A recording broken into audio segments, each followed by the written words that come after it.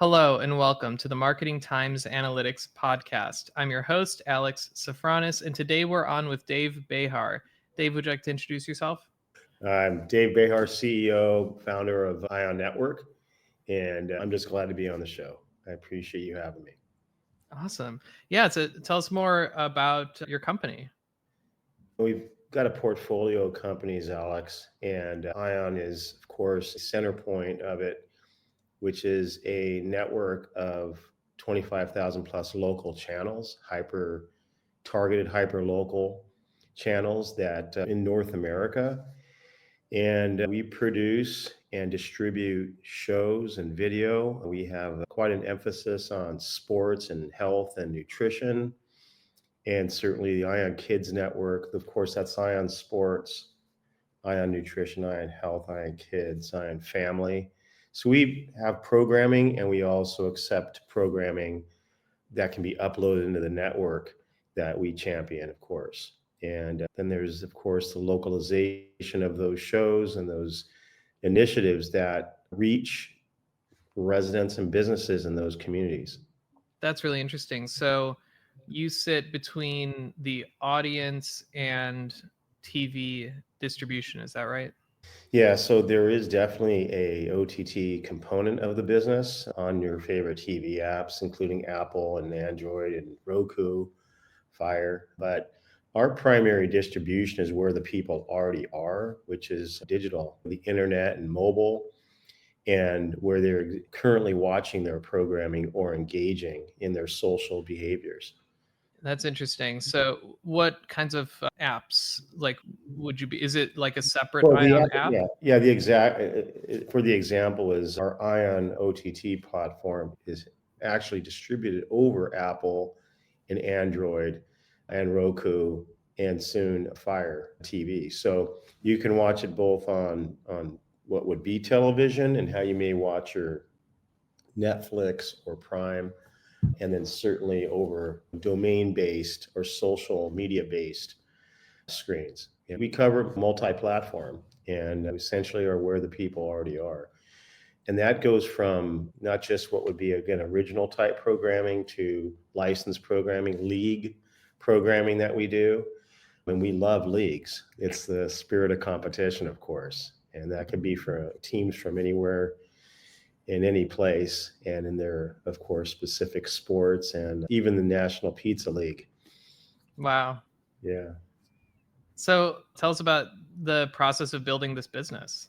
Quite a process. There's quite a bit of building blocks. I know you're very much in analytics and metrics in the world of marketing. And so these are based on what I call marketing and business development blocks. It all does start with the branding and personal branding and our DNA. Being the founder of Ion, the ideology, of course, behind the brand and the network is really meant to be around people's affinities.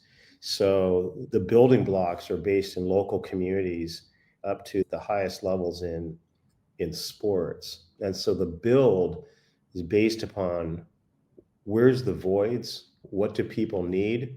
And we're not necessarily, from a production standpoint, the only company bringing it. We actually do bring in programming from other content creators and other sources. And that's a growing part of our business because we've had to build that foundation. And it's still building. It builds daily. Our crew, from our technology crew to our socialization crew, we each day is a build in the various markets that we serve. And the various markets we serve is really based upon those that are serving even themselves, because today everybody's a network, and whether they be an individual or a company, or for that matter, an aspiring company. So, But the build, just to yeah, let you have you, I guess expanding on the comment of things like leagues, not every sport, but most sports have leagues where individuals and teams participate. Those two are building blocks of our company brand and our network. And so we provide them the platform by which to obviously show the competition, interviews, backstories, etc. And those are all parts of the build. And for that matter, on the analytics side and the behavioral side, those types of things come into consideration of what we either choose or how they choose to find us and what we're able to provide them. So how did you start? Was it just like one channel, one type of content? And what was that beginning like? It's a good question. Originally, it started with just, again, the brand. That's the foundation of everything is Ion. And that was more or less, pipes were barely even starting to be opened up in the early 2000s. And the vision, of course, that's one of our favorite Ion words, was to build out an entire network, of course, of local channels. Again, going back to that number of 25,000 plus, it's actually more towards the 30,000 range of how many towns there are in just our continent, if you will, just our in North America. So the vision was, again, a hyper local network, but bringing across those categories that people live and play as part of their lifestyle. And for that matter, part of my lifestyle, which is as an athlete, also from a health standpoint, nutrition standpoint. So those categories are brought across the local networks, and those companies that are in those industries, that was the vision, to give them a delivery vehicle to reach the consumer, reach the athlete, and for that matter, businesses reaching other businesses. Then, of course, technology was meant to be our friend. And at the time, how it then originated, there was a number of technical platforms that we engaged and utilized before the pipe started opening up. Of course, you're talking about video, and then you're talking about streaming. And if you look back, those technologies weren't necessarily even available from a internet protocol and streaming protocol more than 25 years ago. This is all relatively new, even though we've been using streaming platforms and using things like YouTube for many years now, of course, but we're simply what's next. So we've been patient, we've been doing our deep technology work, and certainly engaging with both the business and consumer community. And it's an exciting time. And then again, there is some brand origins, if you will, with how the brand came about. And so we could talk about maybe later in the show if you'd like. Yeah, definitely. Yeah. So I'm curious, like, what does the are what does the contract or negotiation process look like? Are you negotiating with these different media distributors every year on here's how many viewers that we have, here's the value that we're bringing to you, the distributor, and here's what we're changing for in terms of our pricing for the year? Is that a yearly cycle? There's not really much negotiation when you are the distributor. In our case, if you're referring to, let's call it a cable company or a distributor, that's a little bit more on the television side. And some of that is almost going away if you've familiar with the term cord cutting and such. This is much more digital. This is internet based, mobile based. The OTT platform in itself doesn't require you to have, let's call it distribution rights over cable or over, even for that matter, over the air. And not to get into the technical side of that, but again, our platform was originally based. In fact, we had a company that infringed on our intellectual property, our name, that was television based, and they fought that TV was not the internet wasn't television, which we know that's more or less all false today because of how people watch and consume their media and their favorite shows, their favorite influencers. It's very prevalent. But yeah, so we are the master distributor, the network, and for that matter, that's one of the reasons why we call ourselves the network of champions. Yeah. And so we do attract again shows, and more or less more and more, especially as we have our platform more evolving and so forth. It is all in a day's work for sure, but these are, let's call it In the old days, let's call it television, which may, let's call it be all things to all people. You're talking about an aspiring content creator, someone who has either a show or a script or a movie of some sort, the holy grail being the movie theater and television, a time slot. And we can watch anything at almost any time nowadays. So in our case, more folks come to us to then broadcast and distribute their show, knowing that we're able to actually have that occur in 1 or 10,000 towns and have that reach audiences that are, I'm not going to say beyond their wildest expectations, but that just reaches who their consumer is. And that consumer, of course, can be even just a small number of businesses, because the database is the marketplace. So the carriage is not necessarily who decides to turn on a TV at a certain time slot, even though we love the idea of having things appear and show on certain days or nights, but this is really 24/7, 365 stuff. So tell me more about that patent dispute or trademark dispute.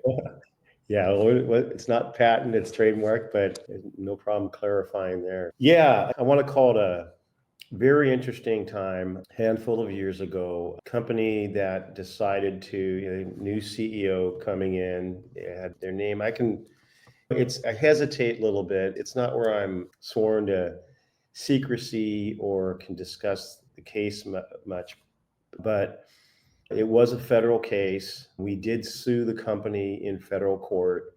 And oftentimes, Alex, these IP cases, trademark, when there's an infringement, are often just settled. There might be a cease and desist that starts it up and then just ends it. And in rare cases, does it go to court? Because court more or less is public. So nonetheless, was able to assemble a great team, actually two teams, one in the IP side and one in the litigation side, that, again, company XYZ took a look at us. They knew we existed. They knew we created the term ion and were first at the game. I say game, not to use a sports metaphor, but in media for sure. And they said, oh, these guys are too small to come after us. And we learned so much in the discovery phase, the documentation phases, those things. I spent, and this was where it was very painful for me as a CEO of a very much an aspiring next generation media company that had really everything going for it. And it was like of the people, for the people type of thing. And here was this company who, like a corporate thug, that basically was answering to their shareholders. Finally, they got in so deep that they had to now fight their way to use the mark ion. And confusion, it's not one of my favorite ion words. And in fact, it does still happen. There's still quite a bit of confusion. Fast forward, we coexist. But this thing went to trial. They did attempt to burn us out. There's more detail to that, but you're talking about when you create something from scratch, when you are not just what you would call founder, but have a team that's committed to the brand and its model and its system of success, versus a company that just, in this case, decided to change their name, public company at the time.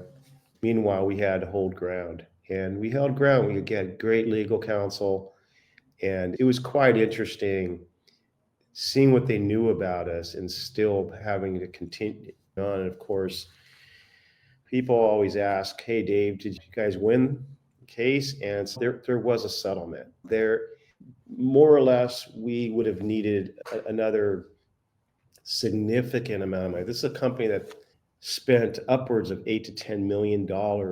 Again, not just trying to burn us out, but to get out of the mess they created and even choosing our name. And at the end of the day, they did cut us a check, and there's settlement. So we coexist today. And of course, in our case, we have a far bigger reach and are just excited because in many cases, this is the type of thing where some would just end up folding and dying out. And figuring that this was too big of a battle. But in our case, I knew what was ahead in our business. And, but it definitely was a distraction and a disruption. And I love disruption. It's disrupting markets is great stuff, and how often you succeed and win in business. In this case, it disrupted a lot of time. And a CEO spending 40 plus hours a week on just a legal case is out of control. But our representation needed to know what this was really truly all about and needing to be about. And they were great at it, and I was part of the team, so to speak. So I'm excited. I'm just back to running things and growing the business Yeah. and delivering on the promise. It was exhausting, and in and of itself, it's shocking how I love building things from scratch. I've had success there. I've had a small handful of startups that I've exited from, and certainly help other companies startup exit, etc. Don't do it as much anymore because I'm busy with Ion, busy with our portfolio of companies. But at the same time, yeah, it's gotta spending time on things that matter is most important, and more than ever is the things that have purpose. And that's what we're about. And just excited about our future. And I'm glad that we just didn't walk away. In that case, some would ask, Dave, why don't you just change your name? It doesn't work that way. It's like, oh, have them change their name. And had we been able to afford what would have been eventually an appeals court, like is in the chances of us potentially losing and then going into appeals mode, or vice versa, that would have been another couple $1,000,000 of our own. And I'm we're open for business. We're excited about our future. So, Yeah. as the original Ion, of course. So, Yeah. Okay. Very interesting. You mentioned that you're creating content and distributing. What does that content creation look like? Do you have like your own equipment and you're sending people out to different events and so forth and recording it? Or are you working with partners to create that content? What does that look like? that's okay. I'm going to call it like a loaded question because it has so many different elements. So, I'll try to piece it down and try to unpack it a little bit. Ion Sports. Ion Sports is without a question been around for years in producing and distributing sports events, whether it be total events or competition, or at least some combination thereof. So you're talking about competition on the court, on the field, on the beach. Beach volleyball is an example, and also doing the, again, necessary backstories and so the production, of course, pre-production, post-production, again, the whole production process into post-production and distribution. You can call that vertical in nature. Sometimes we'll contract with companies who may already have that relationship if it's a pre-existing event. In other cases, we may be producing an event from scratch, whether we're called on to do it because of our expertise or something that we just create because it's just kind of part of our brand DNA. So there's that. And then we do have a couple of studio operations, one in Los Angeles, one in San Diego. We do have a couple of growing operations in other towns, but that's more based upon coalescing our local channel business. And that includes, again, newsroom style, news desk, sports desk, not necessarily what you call in real time, but certainly delivering the news, delivering features, reports to support particularly those initiatives that we are involved in, certainly the communities that we serve. Again, we have a growing number of local channels, and the overall footprint, again, totals over 25,000. So production wise, we active operation and growing, and we're continuing to work on the efficiencies around that because it's a pretty ambitious project. It's an ambitious network. And we were just working to be the best. What else is there? The original vision, however, was not just where we're just producing everything as original programming, but more so where we are indeed, some will say like thousands of YouTubes. So the content creator, and it's interesting because I like the name content creator. Everyone is a content creator, whether you have professional equipment and you're in the actual trade of media and filming, videography, etc., or you're a pro with your iPhone or Android phone, smartphone. But that then allows for what is the upload into the network, and then the ability to distribute your works into more or less from a category standpoint. Let's say you're doing kids content, so there's Ion Kids and Ion Kids Network, Ion Sports. So the ability to have someone's own programming be uploaded into the network, and then of course to be hyper targeted, hyper localized. Say you want to just, you can say buy into 352 towns, you can do that. 5,000 towns. And where some of our efficiencies are, where we are spending a great deal of work, is indeed the most efficient ways to distribute that programming into those towns of our own channels, and of course into what is the world of social media in of itself. So you would say, can't you do that today through various platforms, just making it available? It's available for anybody to watch. The reality is that your show and your content isn't necessarily going into those towns immediately and targeted into where people already are. And then it comes down to what video player are they even being uploaded to? Because just because we have, or one might have a YouTube channel or Instagram utilizing the Meta Suite or something, does not mean it's going to reach everyone in the world. It theoretically can if you are doing your own marketing to embed across all sorts of places. But when you're talking about things like analytics and stuff, guess what? How many people did you reach and such? And were they the right audience? That's where our work is more than ever. And indeed, trying to serve, of course, millions of content creators, and some that are obviously great, not just some, but millions. And then, of course, we want nothing more than to market those that are champions, that are looking to win and have great work, or definitely have just a great message. And we can't necessarily be the only judge. This is where aspiration comes into play. And we want to be great at collaboration, of course. Yeah. Help, So helping to monetize, helping, of course, to market, and working with great agencies and those that are want to be the next influencer. In our case, it's the Ion influencer. So, if that gives you a little peek. yeah. Yeah. So what kind of information do you, or what kind of like analytics can you run on the content you're producing? Are you looking at the types and personas of who's watching it? Of course, locations and like times of day. What kind of analytics are you looking at related to the content? That's a great question. Really, you're talking about all the above and then some. So each month, each quarter, we work to improve those analytics. Fortunately, as how our segmentation is, we already know where the demographics are and even the type of content. Don't want to make too many assumptions like who's watching what.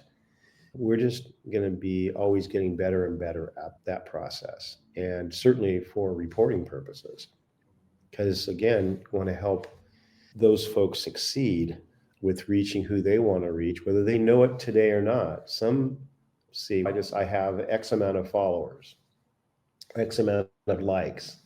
Who are they? Are they just friends of friends that may not necessarily be consuming what you're creating or what? So, yeah, there's duration in there. There's the ability to peer in. Now, I will tell you that it's a real catch 22, Alex, about how let's call it intelligence and algorithms and analytics do play a role and where they don't, because the main thing is you want to be able to give the keys to those that are aspiring versus just take, let's say, that content and have AI do the work or something like that, which we're just not that kind of company. It doesn't mean that we're not and won't use let's say AI, but eye intelligence, we're defining what that actually really is because again, who's watching? Are they real people rather than bots? And it's funny because you just came up with this. Here's this BOT bots, and then there's bots being BOUGHT, which did you buy that those viewers and such, which so much of that analytics are being bought today, which we don't do that. This is all meant to be authentic and such. So the catch 22 of what is real analytics and what is I call fake analytics, like or things that you boosted up because you ran a campaign, although those people may or may not even exist, is a question. So Yeah. So who are your main competitors? ourselves. It's interesting. I can give you like a business plan answer, which that might be one to a good old Dave answer. And the reality is that we really truly are just competing with ourselves because right now our modeling is can we achieve it versus oh yeah there are these other platforms in what would be social media or television or for that matter just other brands that are in streaming. It's a big world out there. And I've always found that if you're again focused, and hopefully this kind of answers your question, because as much as we think about where today media is being consumed, and so many, it's wild because all you have to do is think about where those who those social media platforms are, and who today are you uploading video to, and let alone maybe watching consuming something on a bigger screen like TV. And you see immediately there's quite a few companies in the space. But are they doing it how we're doing it? No. That's why we still have this, and we'll always have this edge of our business model in having to carry out and be almost competitive with ourselves and outdoing ourselves. And so, in each company that I've built and have succeeded, and for that matter, exited, it's really always been about continuous improvement and not necessarily having to look at the competition because what is meant to be our leadership role. I covered that a little bit in one of my books, but at the same time, yeah, one way or another, there's a company or an individual doing some piece of everything that we're all doing.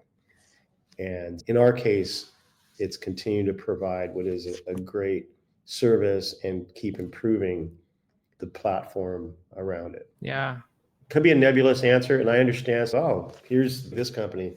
That's unfortunately, it's not me and it's not us. And our competitor, interestingly enough, to refer to that legal case of a company who is using our intellectual property, you would say, well, aren't they a competitor because they're using the same name? And it's like, yeah, they're using the same name. I wish we could just go and buy them. They happen to be a public company, but they're not a competitor of ours. In fact, they're an imposter of ours that's creating confusion to our brand versus it being what is okay, you're competing against them as a brand that's utilizing the same name and or again another platform that's been around for 10 years. And again, I think that what's most important is for you to be just to focus. And in our case, we're just trying to remain focused on our mission. Yeah, but you would be competing against other content platforms, like other places where people get content, which is quite a broad set. Yeah, so I would say maybe competing for eyeballs to some extent, but we have to remind ourselves it's very interesting whether it's our democracy or not. And that is they're distributing through us. And for that matter, we're distributing and or being seen through their platforms. So I'm not going to say that, hey, these competitors are collaborative. It's just that is for better or for worse how our world works.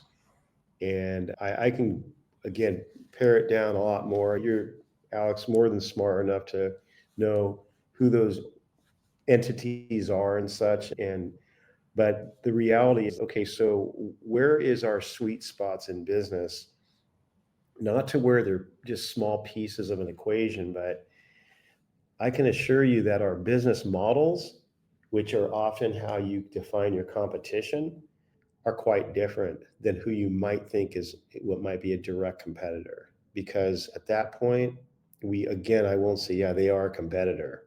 And I'm just, it allows you to not only sleep at night, but also to build a great company. In our case, it's 1 million to 1 billion and beyond. So it's just taking us, having us go down that path and staying focused and in leading in the areas that we can lead in. And that's the fun part. Yeah. What's the main type of what's the main revenue source for Ion? Is it subscriptions? Is it advertising fees? Like what how does the monetization side work? Yeah, we spend a fair amount of time in the world of brand partnerships. Brand partnerships, I would define that as an integrated marketing relationship with company X, Y, and Z in a certain business, like consumer packaged goods, food and beverage, who are interested in either having their own show on our network or sponsoring a show, but certainly to where they are a brand partner with us in one of the events or leagues that we're involved with.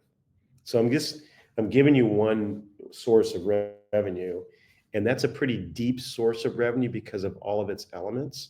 And that is indeed delivering that brand their consumer or helping them deliver their consumer. It also, that kind of relationship does permeate into things like stores, not just on a screen. So in our case, because of our background and my background in that space, as for one example, even though we can translate that to many industries, which we do, is again back to the brand partnership. Now, one element of that is considered to be what might be advertising, because yeah, their advertisement or brand will be integrated in the platform and or the screen, that there's a show, a video, a competition of sort.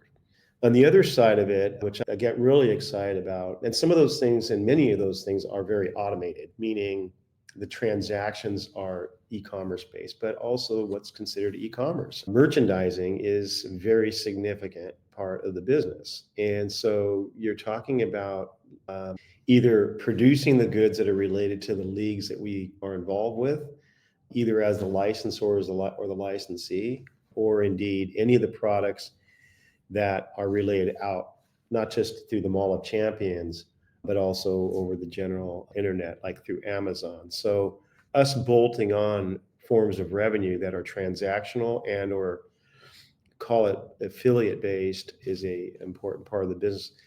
And in many cases, and this goes way beyond brands, there's also the municipalities and so forth that we're involved in more formally under license, that we do get asked to produce the shows themselves. And while we prefer those to be third party operators, those that are in the business also of producing shows and video and so forth, we get asked to do that. And we do offer it, but it's really meant for to be distributed across our networks versus just like a work for hire. So that's just a few examples. Of course, we do have a licensing business that is pretty powerful and it's growing, and it's where we certainly have what is exponential growth as a revenue stream. And those things that I've mentioned are very much shareable in terms of people that are aspiring and interested in business opportunities and such. Because again, we're here to support what is the business growth and individual growth, and we'll certainly do whatever we can to help someone get there. Again, as an individual or a business, small and large. And automation helps with that, of course, to get to that transactional part that is a key part of most of our revenue streams. So hopefully that is understandable. Yeah. We can drill down on some of that, but it's exciting because what happens here is I do get excited about how, can't you tell my excitement? But some of this is how we have differentiation, which is one of those great Ion words with our quote unquote what what you might consider to be our competition. I'm happy to continuously have new revenue streams created that have multi-benefit to those parties. And it's not meant to be nebulous. It's how we operate. And technology is our friend, and good human intelligence or eye intelligence. Yeah.